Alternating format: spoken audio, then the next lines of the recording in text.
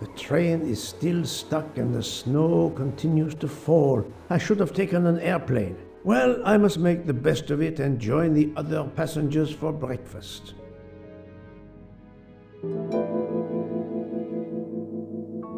The train still hasn't left.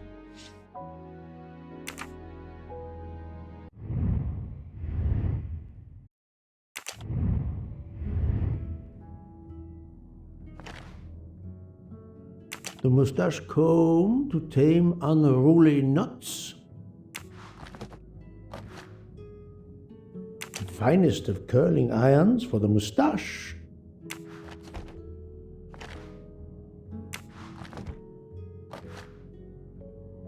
Wax to preserve the perfect symmetry of the mustache.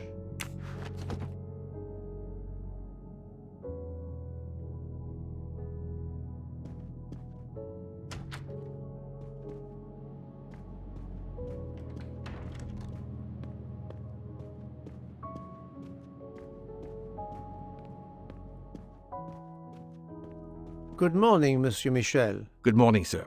Please enjoy our special breakfast in our restaurant.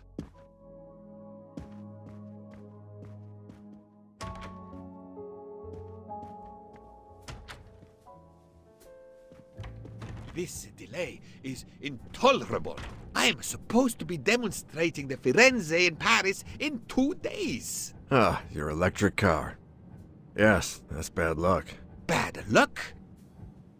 If I miss that demonstration, I'll be in deep trouble. Just text your people in Paris and warn them. Of course I tried that, but there is no network service in these mountains. My daughter said it would be the easiest way in the world. Just sit on the train until I got to Paris. And now we may be here for days, and my boat sails the day after tomorrow. How am I going to catch it now? I can't even send an email to cancel it. I'm just too mad to talk about it. My colleagues were to meet me in Paris. They will wonder what has happened to me. I can get no words to them. What will they think? We have refugees to help.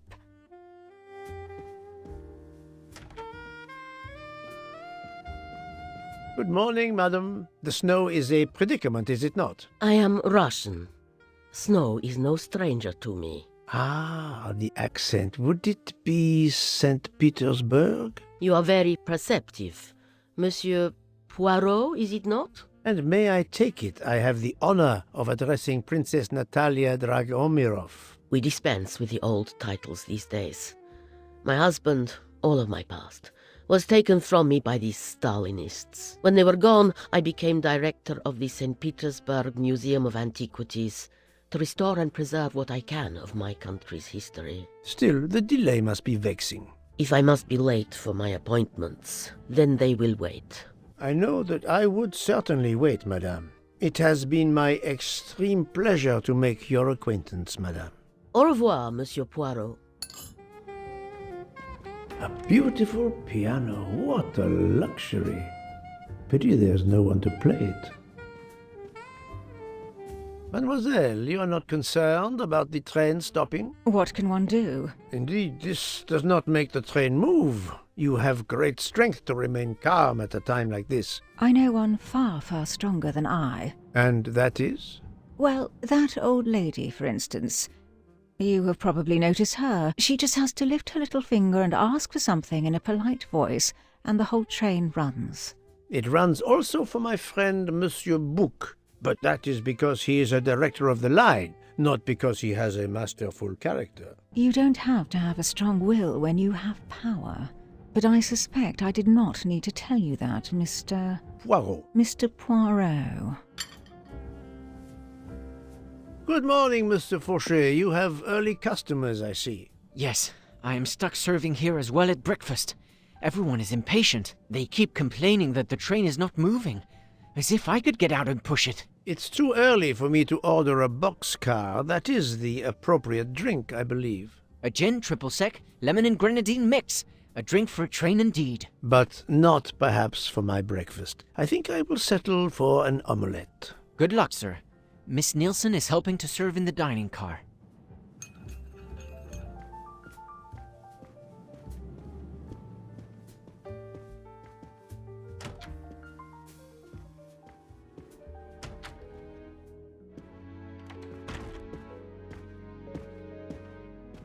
How long are we expected to be stranded here? It won't do much good complaining to me. That fellow there with the moustache, he may know something. Excusez-moi, sir. Yes? Monsieur Bouc asks for you to join him in compartment 203. Look here, Poirot. Can you tell us anything? I can tell you the snow, it will not move aside on its own. Of course, but you obviously have some influence with Book. I am going to see him now. I will ask him if he has any information.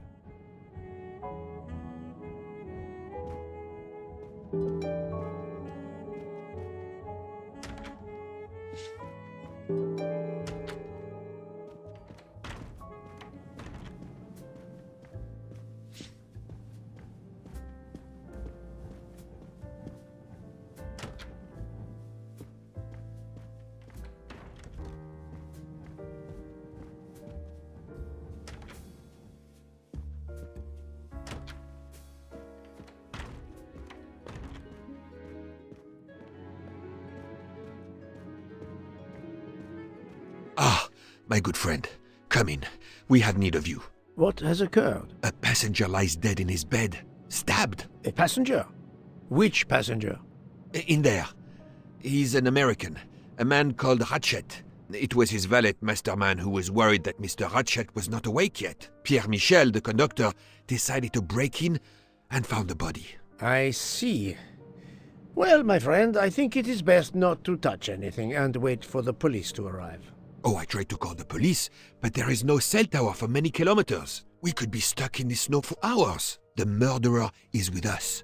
On the train, now! The sooner we catch him, the sooner we'll be out of danger. Dr. Constantine is already examining the body. Mon ami, this is not a missing train ticket. We must follow procedure. We must wait for the police to secure the crime scene. Please, Poirot. I will take full responsibility. Book, you ask. Well, if we cannot contact the outside world, then... Oh, you are going to drive me crazy. In truth, this problem intrigues me. I was reflecting not half an hour ago that many hours of boredom lay ahead whilst we are stuck here. And now, a problem lies ready to my hand. You accept, then? C'est entendu. You place the matter in my hands.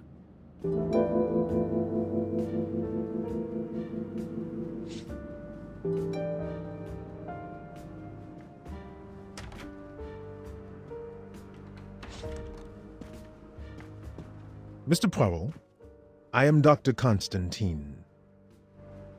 Forgive me, Doctor. You are a medical examiner? No, but I have assisted in post-mortems at Nairobi Hospital, where I am a teaching fellow. I am familiar with your excellent institution. I do not intend to perform a full autopsy, but a preliminary examination should be of some use. Of course. May I have a look? Then we can compare notes. Please. If you need any help, I won't be far away.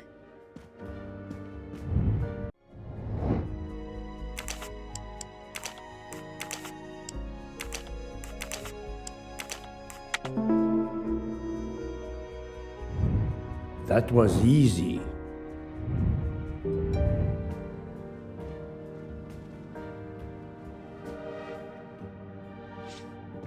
As you see, the victim has been stabbed many times. Several alone would have been fatal.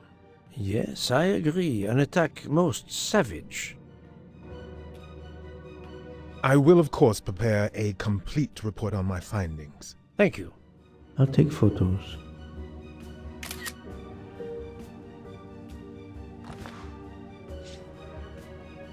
The watch is broken. The hands are stopped at 1:15 a.m. One would expect that to be the time when the attack occurred.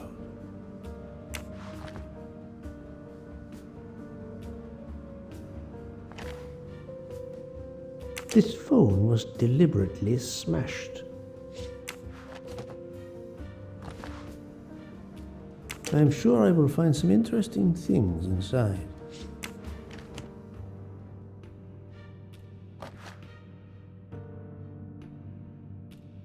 Did it belong to Ratchet?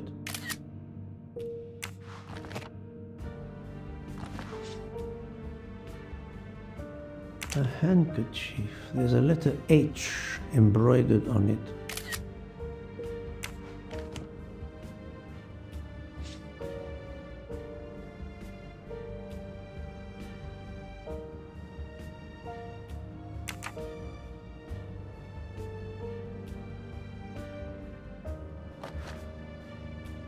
Last night, Monsieur Ratchet said he takes precautions. I see now what he meant. He knew he was in danger and wanted to be ready, yet it was no use to him. I will leave it here for the police.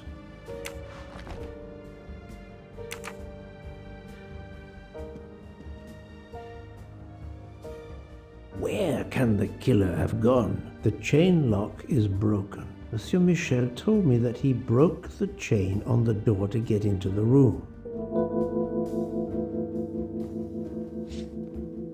This door communicates with compartment 204. The latch is open on this side.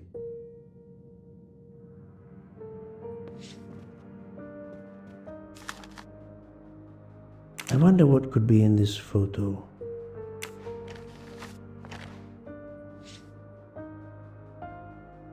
A box of sleeping pills.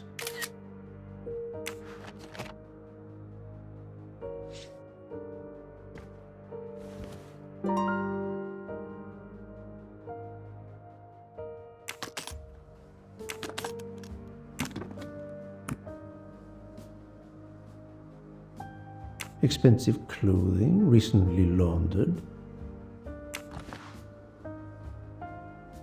Not exactly the reading material one would expect of a man like Ratchet.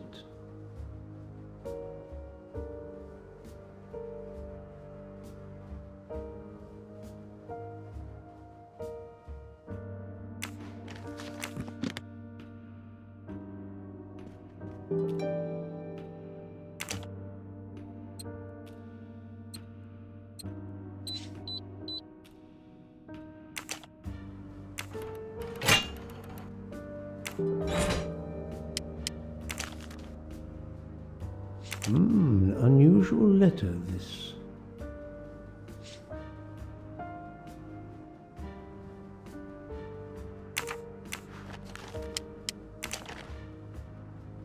Not very surprising.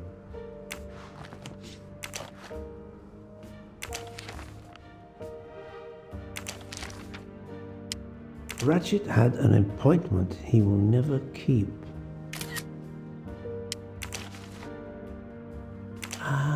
A meeting place on the back of a postcard. Someone with the initials A.W.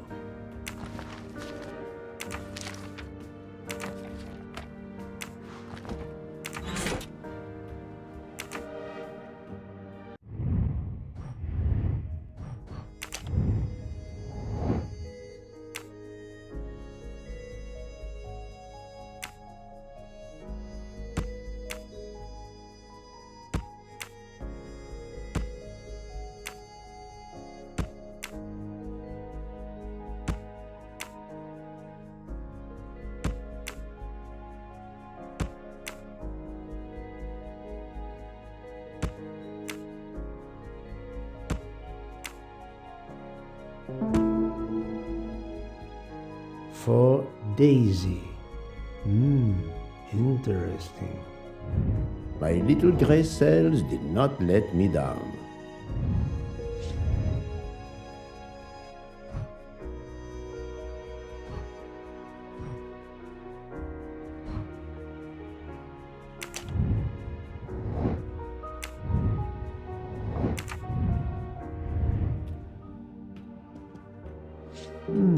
The snow is falling only lightly this morning. The murderer would have left tracks in the snow if he had jumped out the window.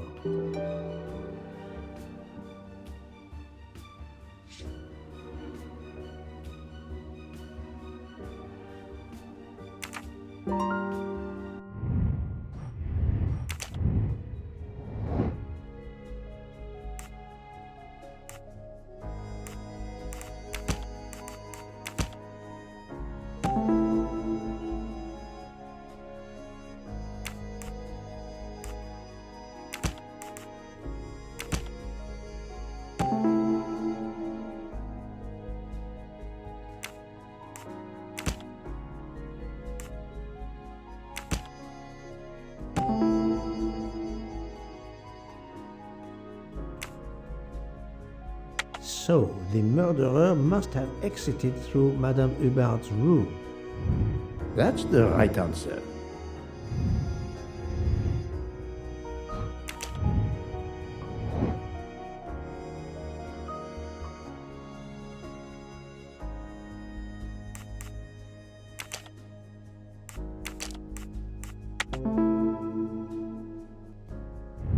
I'm right again. That happens to me a lot.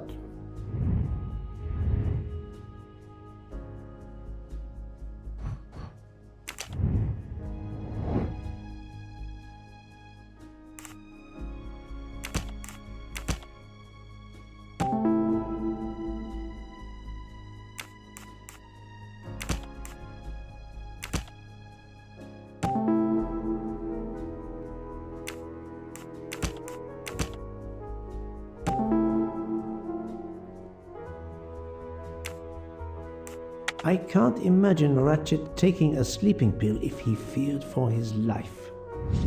Et voilà.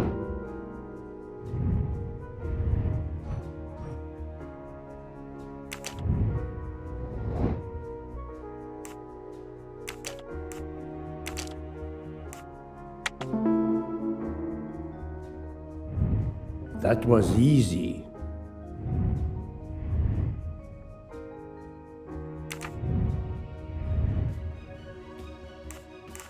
I'm sorry, Doctor, but I must question you. Of course. I must be considered under suspicion like everyone else. May I know your movements last night? I share compartment 101 with Mr. Book. He would not stop talking about his beloved train. I listened to him for hours talking about his Orient Express. My friend Book will no doubt confirm this. Did you know the victim? Not at all. I noticed him last night at dinner, but I did not pay much attention. Did you touch anything in here this morning? I checked for a pulse. There was none. Rigor mortis had commenced. The body was cool to the touch. I touched nothing else. What can you tell me about the victim? He died from multiple stab wounds of varying angles and depth. More than one would have been fatal. I would place the time of death roughly between midnight and 2 a.m. With more time, I hope I can be more precise. I assume the open window complicates matters. Indeed. Conditions are not perfect. I think I've seen everything I need at the moment. I am counting on you to finish your analysis. I'll have a more detailed report for you as soon as I can.